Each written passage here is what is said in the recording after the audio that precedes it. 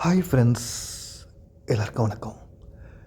ஒரு நாள் பேங்க்குக்கு போயிருந்தேன் கேஷு டெபாசிட் பண்ணுறதுக்கு. அங்கே பார்த்தா ரொம்ப க்யூ அதிகமாக இருந்தது.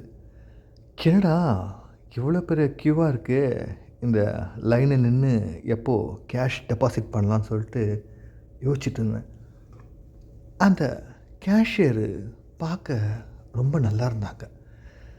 சரி, இந்த கேஷியரை பார்க்குறதுக்காகவே அந்த க்யூவில் நின்றுட்டுருந்தேன். ஒரு 25 நிமிஷம் கழித்து தான் என்னோடய டோக்கன் இருந்தது. போய் அந்த கேஷ் கவுண்டரில் நின்றுட்டு அமௌண்ட்டும் இதுவும் கொடுத்தேன். அவங்க கேஷு கவுண்ட் மிஷினில் போட்டு கவுண்ட் பண்ணிவிட்டு ₹500 லெஸ்ஸாக இருக்குது அப்படின்னாங்க. ஐயோ, இப்போது கொஞ்சம் அர்ஜெண்ட்டாக நான் டெபாசிட் பண்ணி ஆகணும், நான் வரும்போது நல்லா கவுண்ட் பண்ணேன் அப்படின்னு சொன்னேன். இல்லைங்க, ₹500 லெஸ்ஸாக இருக்குன்னாங்க. நான் ரொம்பவே டென்ஷன் ஆகிட்டேன். என்னடா அது அப்படின்னு. உடனே அவங்க, சரி நான் என்கிட்ட இருக்கிற ₹500 டெபாசிட் பண்ணிடுறேன், எனக்கு நீங்கள் ஈவினிங் கொடுத்துட்றீங்களான்னாங்க.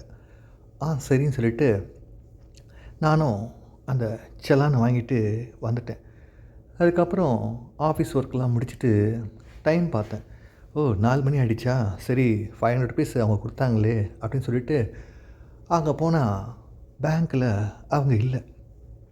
உடனே அங்கே இருக்கிற செக்யூரிட்டியை கேட்டேன், அங்கே கேஷ் கவுண்டரில் ஒரு மேடம் இருந்தாங்களே அவங்க எங்கன்னு. அவங்க இந்திரா மேடமு இப்போ தான் கிளம்புனாங்கன்னாங்க. சரின்னு சொல்லிட்டு என்னடான்னு சொல்லிட்டு பேங்க் வாசலில் வந்து பார்த்தா அவங்க காணோம். அங்கே பார்த்தா ஒருத்தர் நடந்து போயிட்டு இருந்தாங்க. நான் உடனே பைக்கில் போயிட்டு அவங்க முகத்தை பார்த்தேன். அவங்க இந்திரா தான். மேடம், இந்தாங்க ₹500, நான் பேங்க்குக்கு போனேன், நீங்கள் கிளம்பிட்டீங்கன்னு சொன்னாங்க, அதான்னு. ரொம்ப தேங்க்ஸுங்க அப்படின்னாங்க. பரவாயில்லைங்க, என்னை நம்பி நீங்கள் டெபாசிட் பண்ணதுக்குன்னு.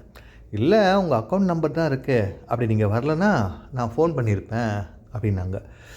சரி சரின்னு. சரி, எங்கே நடந்து போயிட்டுருக்கீங்கன்னு. வீட்டுக்கு தான் அப்படின்னாங்க. எங்கே நடந்தே போவீங்களான்னு. இல்லை, இங்கேருந்து போய் பஸ்ஸு வரும், அங்கே போவான்னாங்க. சரி வாங்க, ட்ராப் பண்ணிடுறேன்னு. ஐயோ, உங்களுக்கு எதுக்குங்க கஷ்டம்னாங்க. இல்லை, நான் அந்த பக்கமாக தான் போகிறேன், வாங்க அப்படின்னு. இந்திராவும் என் பைக்கில் வந்தாங்க. சரி, போகும்போது என்ன தான் பண்ணுறாங்க அப்படின்னு சொல்லிட்டு கேட்கலாமேன்னு சொல்லிட்டு, உங்கள் வீட்டில் யாரெல்லாம் இருக்காங்கன்னு. நான் மட்டும் தாங்க இருக்கேன் அப்படின்னாங்க. ஏங்க உங்கள் ஹஸ்பண்டுன்னு. அவர் இல்லைங்க அப்படின்னாங்க. ஏங்க அப்படின்னு. எனக்கும் அவருக்கும் மிஸ் அண்டர்ஸ்டாண்டிங் ஆகிடுச்சு, நாங்கள் ஒரு 3 இயர்ஸாக தனியாக தான் இருக்கோம் அப்படின்னாங்க. என்னங்க, நீங்கள் தான் ஆள் பார்க்க நல்லா இருக்கீங்க, உங்களுக்கு போய் மிஸ் அண்டர்ஸ்டாண்டிங் சொல்கிறீங்கன்னு. அப்படிலாம் கிடையாது, நல்லா இருந்தால் தான் மிஸ் அண்டர்ஸ்டாண்டிங்கு வராது, அப்படிலாம் கிடையாது, சில விஷயங்கள் நமக்கு அப்படின்னாங்க. சரின்னு சொல்லிட்டு அவங்க வீடு வரைக்கும் போயிட்டேன். சரி, ட்ராப் பண்ணிவிட்டு சரி போயிட்டு வரேன் அப்படின்னு. சரிங்கன்ட்டாங்க. நான் ஒன்று யோசித்தேன், என்னடா அது வான்னு கூட கூப்பிடல, சரின்ட்டாங்கன்னு சொல்லிட்டு நானும் வந்துட்டேன். அதுக்கப்புறம் எனக்கு இந்திரா ஞாபகமாகவே இருந்தது. ஆள் நல்லா இருக்காங்க, தனியாக இருக்காங்க, இவங்கக்கிட்ட எப்படி தான் ஃப்ரெண்ட்ஷிப் ஆகும்னு சொல்லிட்டு யோசிச்சுட்டே இருந்தேன். இந்திரா வீடுக்கிட்ட ஏதாச்சும் வீடு வாடகை கிடைக்குமான்னு சொல்லிட்டு பார்த்துட்டு இருந்தேன். எதுவும் கிடைக்கல. சரின்னு சொல்லிட்டு நெக்ஸ்ட் வீக் பேங்க்குக்கு அதே மாதிரி டெபாசிட் பண்ணுறதுக்கு போனேன். அப்போது இந்திரா இருந்தாங்க. சரி, அவங்கக்கிட்ட அப்படியே பேசிவிட்டு, மேடம் உங்கள் ஏரியாவில் ஏதாச்சும் வீடு வாடகை இருக்குமான்னு கேட்டேன். யாருக்குன்னாங்க. எனக்கு தான் அப்படின்னு. ஏன் இப்போ இருக்கிற வீடுக்கு என்ன ஆச்சுன்னாங்க. இல்லை, அது ஆஃபீஸுக்கும் வீட்டுக்கும் ரொம்ப தூரமாக இருக்குது, அதான் உங்கள் ஏரியாவில் பார்த்தா நல்லாயிருக்கும்னு நினச்சேன்னு. எங்கள் வீட்டு மேலேயே ரெண்ட்டு தான் இருக்குது, ஹவுஸ் ஓனர் ஃபோன் நம்பர் தரேன், பேசி பாருங்கன்னாங்க. எனக்கு ரொம்ப சந்தோஷமாக போயிடுச்சு. பரவாயில்ல, இந்திரா வீட்டு மேலேயே நமக்கு வாடகை கிடைச்சா நல்லா தான் இருக்கும்னு சொல்லிட்டு ஹவுஸ் ஓனருக்கு ஃபோன் பண்ணி பேசினா அவங்க ரெண்ட்டெல்லாம் அதிகமாக சொன்னாங்க. எனக்கு என்ன பண்ணுறதுனே புரியல. என்னடா அது ரெண்ட்டு இவ்வளோ ஹையாக இருக்கே அப்படின்னு சொல்லிட்டு, சரிங்க அப்படின்னு சொல்லிட்டு அமைதியாக இருந்தேன். இந்திரா கேட்டாங்க, என்னங்க பேசுனீங்களான்னு கேட்டாங்க. என்னங்க 1 BHK தான், அதுக்கே ரெண்ட் அவங்க ஹையாக சொல்கிறாங்க அப்படின்னு. உடனே இந்திரா, ஆமாம் ஹவுஸ் ஓனர்னால் அப்படி தான், அவங்க ரெண்ட்டு அதிகமாக சொல்லுவாங்கன்னாங்க. சரி பரவாயில்லைங்க அப்படின்னு.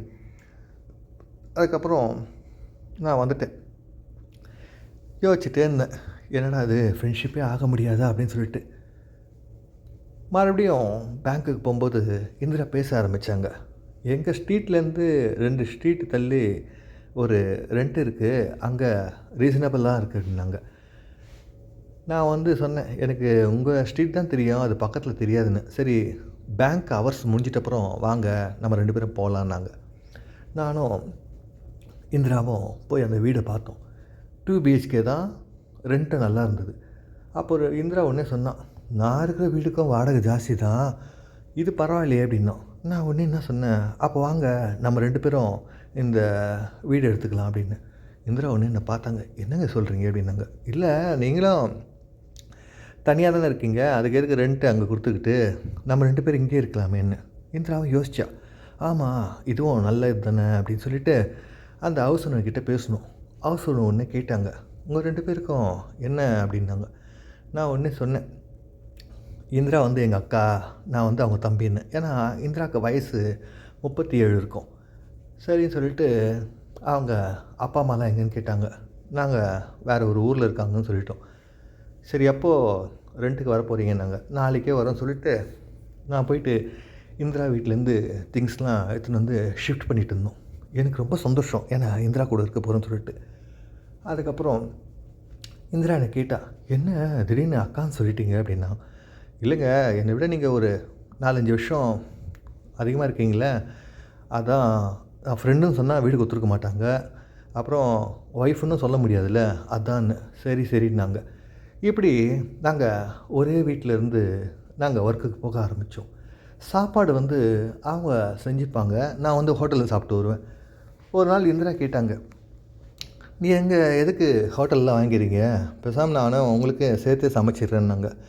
எதுக்குங்க உங்களுக்கு கஷ்டம் அப்படின்னு. அப்படிலாம் கிடையாது, நீங்கள் ஹோட்டலில் பே பண்ணுற காசை மந்த்து எனக்கு கொடுத்துருங்கன்னாங்க.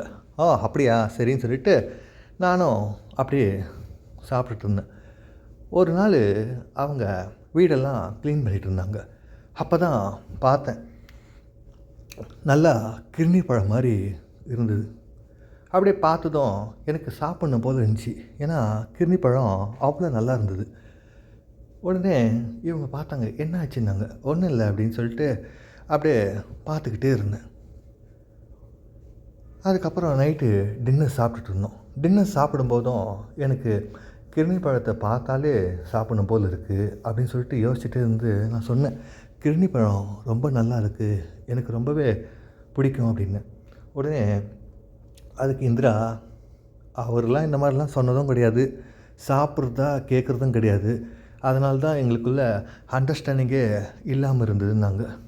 நான் ஒன்று சொன்னேன், அவர் சாப்பிட்லன்னா என்ன, நான் சாப்பிடுவேன்ல அப்படின்னு சொன்னேன்.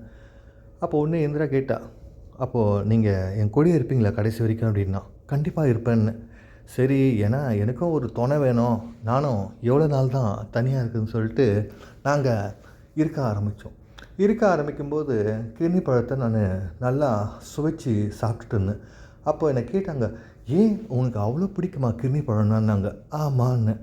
அதுக்கப்புறம் என்ன, வெறும் கிர்னி பழமே சாப்பிட்டுட்டு இருந்தால் உடம்புக்கு நல்லா இருக்குமான்னு கேட்டாங்க. அப்போ தான் தர்பூசை சாப்பிட ஆரம்பித்தேன்.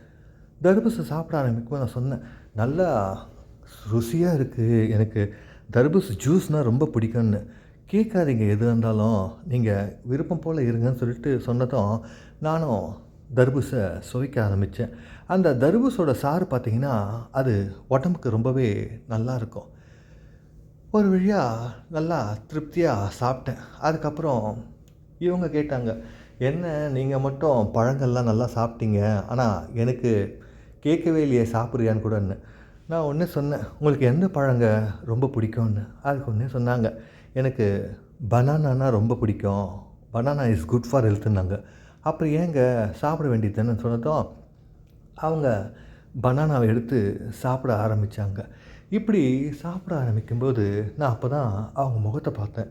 என்னங்க ரொம்ப நாள் நீங்கள் பனானாக்காக இருந்தீங்களா அப்படின்னு. ஆமாம், நான் வந்து 4 வருஷம் ஆகுதுல்ல எனக்குன்னு ஆசைகள்லாம் இருக்காதான்னாங்க.